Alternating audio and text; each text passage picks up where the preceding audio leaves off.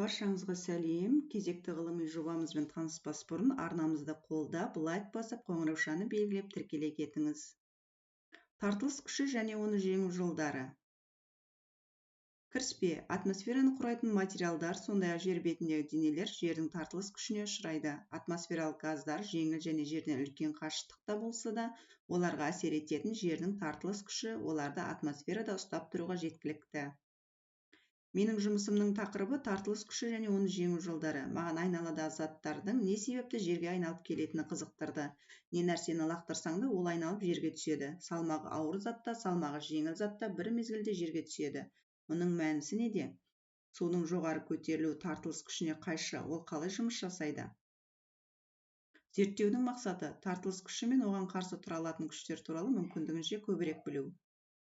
Исаак Ньютон және жалпы әлемдік тартылыс заңы. Ньютонның бүкіл әлемдік тартылыс заңын ашу үшін ағаштан алманың күтпеген жерден құлап кеткені туралы әңгіме кеңінен танымал.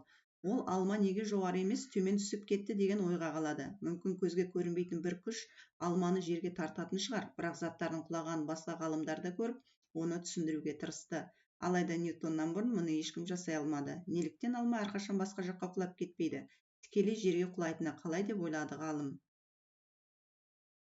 Ньютонның тұжырымы ғаламдағы кез келген жұп денелер арасында өзара тартылыс күші әрекет етеді. Тартылыс күші денелердің массасына байланысты. Үлкен массасы бар денелер аз массасы бар денелерге қарағанда өздеріне көбірек тартады. Ал қашықтыққа келсек, қаншақты қашық болса, соншалықты тартылыс күші аз болады. Тартылыс күші дегеніміз не, және ол бізге қалай әсер етеді? Мен гравитация немесе тартылыс күші бұл физикалық денелерді бір-біріне тартатын күш екенін білдім. Ол бізді жерде ұстап тұрады және соның арқасында біз өз массамызды сезінеміз. Әрқайсымыз жоғары секіргенде тартылыс күшінің арқасында жерге қайта түсеміз. Егер тартылыс күші болмаса, біз жерді тастап ғарышқа ұшып кетер едік. Гравитация жұлдыздар мен планеталардың траекториясын анықтайды, ал жер бетінде күн сайын теңіз толқындарын тудырады. Масса және салмақ. Тартылыс күші неғұрлым аз болған сайын заттың да салмағы соғұрлым аз болады. Ашық ғарышта, жерден алыс жерде адам ешқандай тірексіз еркін қалықтап жүреді. Бұл жағдай салмақсыздық деп аталады. Дегенмен бұл кезде адамның массасы мүлдем өзгермеген. Жер бетінде кез келген дененің салмағы оның массасына байланысты. Мысалы, пілдің массасы тышқанның массасына үлкен болғандықтан тартылыс күші оған қатты әсер етеді. Сондықтан пілдің салмағы тышқаннан үлкен. Бұл қалай жұмыс істейді? Мен оны екінші тәжірибенің көмегімен білдім. Өзара тартылыс. Мен тартылыс күшін тек жерге қарай сезінеміз деп ойладым, бірақ іс жүзінде ол кез келген екі дененің арасында әрекет етеді. Денелердің массасы неғұрлым көп болса және олар неғұрлым жақын болса, олардың арасындағы тартылыс соғұрлым көп болады. Мысалы, теңіздегі екі кеме өзара тартылады, бірақ олардың тартылыс күші тым аз және жай болғандықтан көзге көрінбейді. Бірақ ғарышта кездесетін екі спутник өзара тартымдылықты сезінеді. Оны микротартылыс деп атайды. Биіктен құлау. Мен тартылыс күші денелердің қозғалыс жылдамдығы мен бағытын өзгертетінін білгім келді.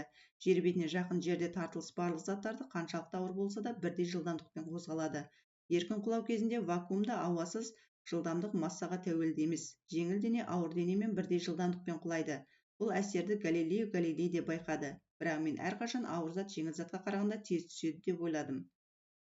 Су тамшыларының тартылысы. Су, басқалары сияқты жердің орталығына тартылыс күші деп аталатын көрінбейтін күшпен тартылады. Тау жыныстары судың ағып кетуіне жол бермейтін жерлерде өзендер, көлдер мен мұхиттарды құрайды. Ал тау жыныстарының құрамы басқа жерде су өте төмен деңгейге жеткенше ішке жиналады. Судың жерге тартылып ең төменгі деңгейге ұмтылуының айқын дәлелі сарқырамалар. Суретте ақш пен Канада шекарасында орналасқан Ниагара сарқырамасы бейнеленген. Капиллярлық күш. Капиллярлық құбылыстар көптеген биологиялық процестерде маңызды рөл атқарады. Кеуекті ортада олар жер асты суларының тартылуына, тіндердің және басқа да талшықты материалдардың сұйықтықтармен сіңуіне, сондай-ақ өсімдіктердің қоректенуіне жауап береді. Өсімдіктерден басқа капиллярлық құбылыстарды ылғал мен қанығу үшін кесірткілердің кейбір түрлері қолданады. Мысалы, тікенді әзәзіл. Су, шөлде таңертең түсетін сирек кездесетін жаңбыр мен шықтың тамшылары алдымен губка сияқты терінің кішкентай қатпарлары жүйесіне сіңеді. Содан кейін бұлшықеттердің арнайы қозғалыстарының арқасында ол осы қатпарлар арқылы ауыздың бұрыштарына қарай қозғалады және кесірткенің аузына түседі. Осылайша тікенді әзәзіл ауыз суды тіпті жерді ішімен басып жатып суланған құмнан шығарып алады. Ғарышта зымыран ұшыру. Тартылыс күшін жеңе отырып космосқа шыға алатын нәрсе ол тек зымыран екенін білдім. Зымыран бұл кеңістікте үлкен жылдамдықпен қозғалатын ұшақ. Зымыран ауада, су астында және ғарышта ұша алады.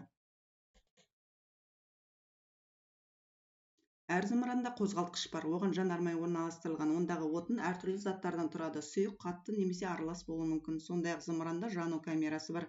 Онда отын басқа затпен тотықтырғышпен қосылып өрт шығады. Жанармайдың жануынан ыстық газдар пайда болады. Олар зымыранның келесі бөлігінен өтеді. Олар сол жерде қатты жылдамдайды және зымыраннан үлкен жылдамдықпен лақтырылып, itергіш күш тарту оны жерден шығарады. Зымыран алға қарай ұмтылады. Өнердегі тартылыс. Нью-Йорктегі суретші Холтон Роурер таңғажайып картиналар жасау үшін жердің тартылыс күшін қолданады. Гравитация табиғаттың ажырамас бөлігі. Табиғат ең жақсы суретші. Сауалнама. Тартылыс күші бұл адамдардың жерге тартылуы, физикалық денелерді бір-біріне тартатын күш, магниттік тартылыс. 65% физикалық денелерді бір-біріне тартатын күш деп жауап берген. Айдың тартылыс күші не нәрсеге әсер етеді дегенде, жер ядросына деп көпшілік жауап берді. Сіз пілмен тышқанды бір биіктіктен лақтырсаңыз, кім тез құлап түседі дегенде, бір уақытта құлап түседі деп 25%, піл деп 70% жауап берген екен. Тартылыс күшіне ие барлық денелер 30%, тек планеталар мен жұлдыздар 10%, тек жер 60%. Жердің тартылыс күші әсер етеді ауыр заттарға 55% көпшілігі. Ашық ғарышқа шығу тек зымыран жасай алады. Ұшақ пен зымыран, тікұшақ, ұшақ және зымыран дегенде тек зымыран 40%. Тәжірибелер. Кемелердің тартылуы. Бірінші болжамда мен тек жер ғана тарта алады деп ойладым, бірақ барлық денелер бір-біріне тартылатындығын оқып танып біле отырып, оны тексеруге шешім қабылдадым. Тәжірибе үшін маған қажет болған дүниелер: бір суға толы терең ыдыс және қағаздан жасалған екі қайық. Тәжірибенің мақсаты заттардың бір-біріне тартылуын растау немесе жоққа шығару. Біз қайықтарды суы бар ыдысқа түсіреміз, араларын қашықтатамыз. Бірінші қайық табақтың шетінде, екінші қайық табақтың ортасында. 2 минуттан кейін табақтың шетінен алыс тұрған қайық екінші қайыққа жүзіп келді. Сонымен қатар алғашқыда ол жай қозғалса, жақындаған сайын жылдамдығы да арта түсті. Менің байқағаным, тек судың ортасында тұрған қайық қана жүрді, ал шетте тұрған қозғалмады. Екінші тәжірибе. Піл мен тышқан. Екінші болжаммен тартылыс күші жеңіл затқа қарағанда ауыр заттарға көбірек әсер етеді деп ойладым. Мысалы, үлкен піл кішкентай тышқанға қарағанда жерден көтеруге көп күш салу керек. Әдебиеттерде мен өзімнің болжамының растауын таптым, бірақ мен оны іс жүзінде тексеруді шештім. Тәжірибе үшін маған қажет болды таразы 2 бірдей пластикалық бөтелке су. Енді мен бар күшіммен бөтелкелерді жоғарыға лақтырамын да не болатынын байқаймын. Мен салмағы аз бөтелкені ауырға қарағанда едәуір жоғары лақтыра алдым. Бұдан шығатын тартылыс күші үлкен массасы бар заттарға қарағанда көбірек әсер етеді. Екінші болжамым расталды. Үшінші тәжірибе. Еркін құлау жылдамдығы. Екінші тәжірибе көрсеткендей, тартылыс дене салмағы басым затқа күштірек әсер етеді. Мұны білу үшін тағы бір тәжірибе жүргізейік. Бізге қажеті таразы әртүрлі массадағы екі доптардың массасын анықтаймыз. Біз биіктікке тұрып, доптарды тастаймыз да бақылаймыз. Доптар бір уақытта қонды, бірақ неге? Тартылыс күші ауыр заттарға көбірек әсер ету керек қой.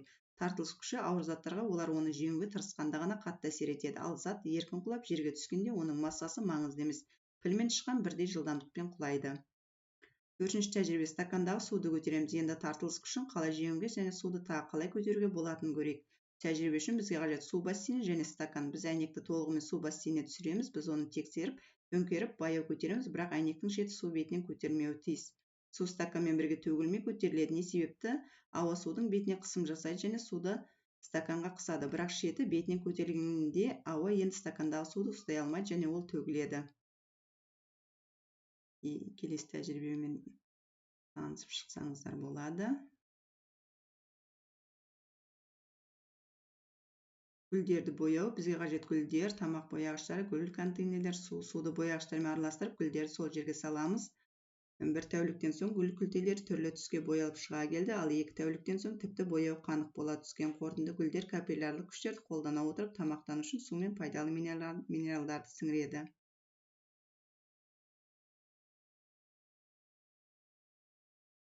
Қорытынды тартылыс күші ең үлкен күш. Таңдалған тақырып қиын, бірақ өте қызықты болды. Мен тартылыс күші қалай жұмыс істейтінін білдім, бірақ оның қайдан келетінін білмедім. Ол алдағы зерттеулер мәселесі. Зерттеген капиллярлық күштер де маған үлкен әсер қалдырды.